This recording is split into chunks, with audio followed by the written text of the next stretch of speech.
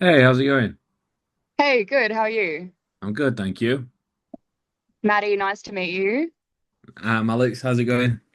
Good, good. So, you've got a tour coming up in May is it just Australia or are you doing Australia, New Zealand? Just Australia this time. Very exciting. I caught you Yeah. guys not fest last time. It was really good. Sick, sick. Yeah, Knotfest was sick. I was like our first experience playing festivals in Australia. It was sick. Had a great time. Oh, really? Like you've played some like really big festivals. Have you got a favorite that you've played? Like anywhere in the world? Oof. Oh, that's a tough one.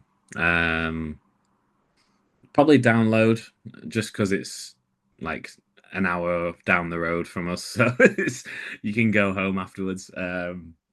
And also it's huge. It's like one of the biggest. So and download shows are always absolutely crazy. So yeah, download probably my favorite. I was actually looking at going to download this year over in the UK, so that would be very cool to check out. Yeah, yeah. Have you been before? Not to download, but I went to Outbreak last year, so I do Okay, like so the over there. It's cool. yeah, yeah. You definitely make the trip over. It's worth it. I definitely will. So you've got your next album coming out where only the truth is spoken. Um, that's in June, yes? June 20th. Yeah. June 20th. Is there like, can you give us any hints of what it's going to sound like? Um. So I guess this is our first time working with a producer on this album. So it's and everything has been stepped up in terms of like the production, the songwriting, the lyrics. It's just another level. And I feel like the heavier parts are heavier, the more melodic parts are more thought out and clever. And for me personally, I really tried to push myself on like the lyrics on this album. So like trying to really have a message behind each song. So I'm very proud of it. I feel like we came together as a team, and Josh Wilbur, who is our producer, he was a great addition to the team on this album. Like he was a great mediator. We of like ideas. So we have a problem like sometimes when we're writing, if it's just the band, where we will get hung up on small ideas, and having that kind of sixth member was a great mediator and told us to shut up when we're being ridiculous and getting stuck on tiny little points. So, um, yeah, honestly, I just feel like it's a more mature Malevolence and it's just a step up, and it's the step up that we've been ready to take for a while. I was going to say, you guys have been grinding for quite a while. Like, it's awesome that you guys Yeah, have stuck out for so long. Like, what's the yeah, yeah. what's the secret to like sticking together since like what is it, 2013? 2009, really. Oh Jesus, Um, okay. yeah. Honestly, I don't know what the secret is other than maybe just taking the piss out of each other so hard that there's never any space to have an argument. I was gonna say you guys are like all pretty good homies and you all live pretty close to each other in Sheffield, hey? Yeah, yeah, like our guitarist literally lives 30 seconds down the road from me. The other guitarist lives 2 minutes that way. Yeah, we're all very close. Oh, that's awesome. I love that. Um,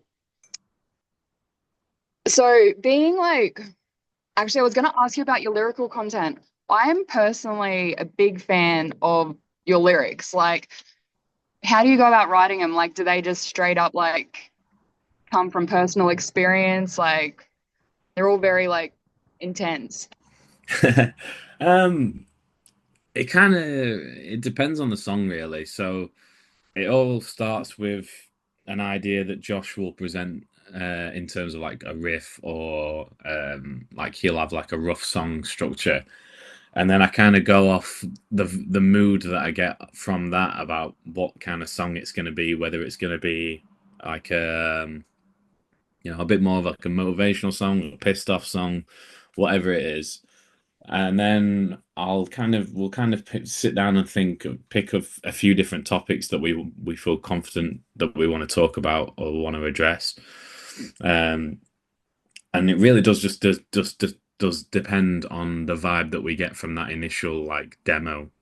Um, so once we've got a topic set in mind, we'll kind of brainstorm like, okay, what do we want to say? How do we want to say it? And what is the real message that we're trying to convey with this song? And then we kind of just like we'll go away and we'll brainstorm ideas by ourselves, and then reconvene and kind of see what ideas people have got, see if anyone's got any cool hooks, any cool taglines, and then it kind of like pieces together from there. Sometimes it's a collective effort, and sometimes it's more one person than the other. But in the end, it all becomes like a team effort when we're piecing it together. Um, but Oh, normally we'll try and think of like a cool hook, and then on this album in particular, we started a lot of the songs with the hooks, and then the songs kind of pieced together around it. Um, so yeah, it really does depend on what what the topic is. yeah, that's really cool. Like, is that how you kind of come about your song titles? Yeah, so normally like yeah, there'll be a line, and sometimes the song titles are the hardest part, to be honest. Like you've got a full song and you're like, what the hell do I call this song? And it can be a line in a song, or it can just be something that relates to the topic. And sometimes we'll just kind of like we don't really agree on anything, so we'll just pick something and be like, "Yep, okay, that's that." Yeah, no, that's perfect. Like, have you guys, is this your like first band that you guys all had together, or did you guys have separate bands at the start? So Charlie and Wilkie, the drummer and the bassist, they actually have, have been in a band since year four. So I guess since like I don't know, 8, 9 years old. And because they were in the year above me at school, they stood up in our school assembly. I remember this in primary school. They stood up in front of the assembly and covered Seven Nation Army and White Stripes. So that's how long those guys have been playing music together. And then in like 2008, 2007, I was in like a little local metalcore band, whose name I won't say because I think it's still on MySpace somewhere. Oh, come on, what is it? Honestly, I don't even know how you'd find it, but I'm not Oh, saying it. I'd go investigating. Um, So have you always been a vocalist? no, I was a vocalist in that previous band as well. We were terrible. It was like, Oh, well, I I'm think sure it's something. one day it'll come out. Someone will dig it up, and everyone will have a good laugh, I'm sure. But I'm crafty. I'm gonna go looking. do you know what? If you can find it, fair play to you. I actually looked not too long ago and I couldn't find it, but I know that Oh, it was on Google or MySpace somewhere. that's amazing. Um, so like, how did you guys come about your sound? Like, did you know what you wanted to sound like, or you just know it wanted to be like hard as fuck? So when we started, when I joined Malevolence, we were like the sound that Malevolence already had was kind of like melodic death metal almost. It's quite different to what we sound like today. And then when I joined, I think I kind of wanted to push for a little bit more of the hardcore realm, I guess, to be in our music. But I mean, we've all been listening to such a mishmash of bands over the years, everything from like death metal to hardcore to deathcore, all sorts, you know. And I feel like over the years, it's just as our taste has kind of matured and we found the avenues that we prefer, we've just come back to the band and been like, right, I like this kind of stuff. I want to bring this element to the table. And we really just draw on all our influences, really. It's kind of we've never really sat down and said we want to sound like this band or we want to do this. We've just always written the music that we think is cool and we want to hear. And we're just very fortunate that it resonates with people and they enjoy it. So, yeah. Have you personally got like a vocalist that you're like, that's sick. That's what I want to be like. Um, Yeah, I guess. I mean, like two big inspirations for me are Randy from Lamb of God, Okay. and Jasta from Hatebreed. Jasta for his lyrical content and the stage show. You know, a Hatebreed show. It's sick. One of my favorite bands in the world to see. Same. And same thing with Randy from Lamb of God. And just like his style and his delivery, it's very unique, and I kind of like I appreciate that when you listen to a Lamb of God record or you hear Andy's voice, you instantly know that it's him, and I'd quite like to emulate that for myself, you know. So Honestly, that's definitely something that I notice. Like when you hear Malevolence, you're like, that's Alex, that's Malevolence. It's amazing. sick. Thank you. Glad to hear it. When did you guys like when did you like realize like you'd made it, like you weren't local anymore? um, I guess like a proper turning point was after COVID. Um, so like during the lockdown when the world kind of went to shit, we dropped the other side EP, and you know it was kind of hard to gauge how well it had been received because nobody was playing shows, and it was just all like what you saw on the internet. And then we came back after lockdown and we played the download pilot, which was kind of like the test event for Europe to see if large scale events could reopen. And we like realized like as soon as we walked out on stage, I was like, okay, well this band's got a lot bigger in lockdown. So that was kind of I wouldn't necessarily use the term made it because I feel like we're still we're still grinding. But that was a big point for us when we were like, yo, it's like something's changed. That's awesome. That's so cool. Like being such a high energy band, is there something, I suppose it would depend on show. Like what's most important to you in your performance? Like is it how well the delivery is? Is it the vibe and the hype? The vibe and the hype, 100%. Um, yeah, I need to like feel that the crowd like is on my side. Like that's, and if they're not, then I make it my sole task to try and get that crowd on my side. So, I mean, and we're not one of these bands who will like nitpick over somebody playing a wrong note live, because it's live, it's rock and roll. So I mean, personally, I focus on the energy in the room, and trying to get people to go wild, go mad, have a good time, and hopefully, like, leave with a memory of, yo, that Malevolence show, that was crazy. I can't wait to see them again. Yeah, that's awesome. Is there something like what's the craziest thing you've seen in the pit from stage? Um, I think probably Bloodstock Festival last year.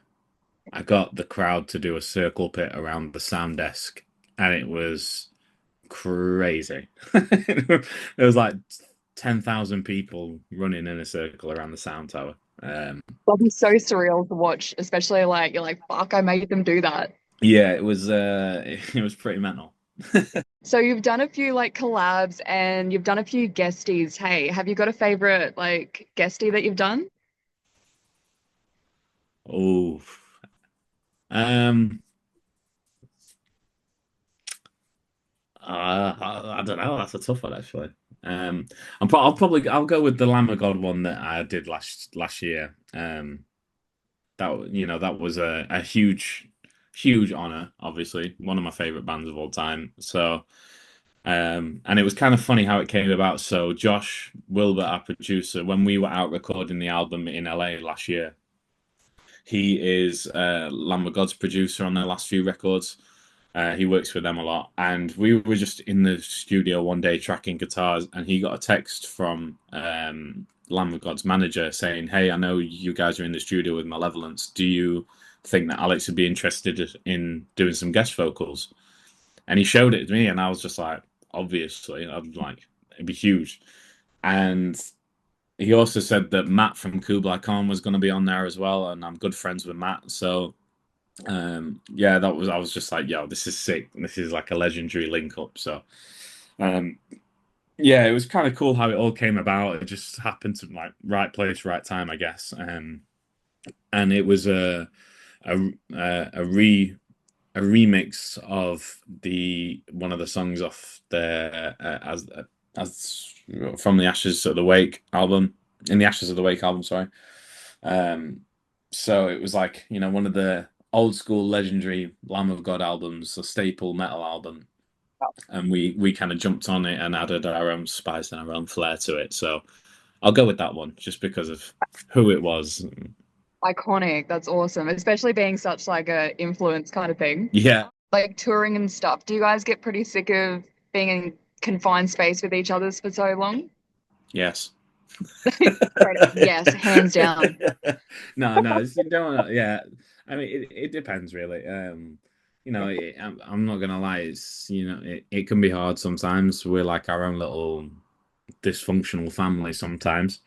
Um, and when you're cooped up on in a bus with five people, no matter who they are, it's sometimes you can get on each other's nerves. But um, I think that's just part and parcel of being on the road. You have everyone has their own ways of dealing with it, and I think we're quite good at if someone's feeling a little bit low, then we'll make an effort to try and bring them up. And end of the day, the lads that I'm on tour with are like my brothers. So we can bicker and get at each other, but at the end of the day, we're best friends. So That's sick. yeah, What about load in? Is it true that vocalists don't do a hell of a lot of load in?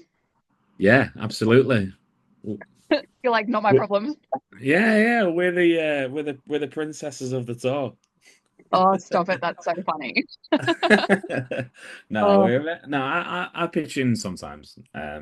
Luckily, like we have a very good crew that handle most of it for us. So a lot of the times we don't actually need to do that anymore. We did our years of that, back in the day. We've done plenty of load-ins and load-outs. So we're finally now at a position, thankfully, where we have a great crew that kind of sort it out for us. that's so good. That's what you get with time in the game, I guess. Yeah, Um, yeah, 100%.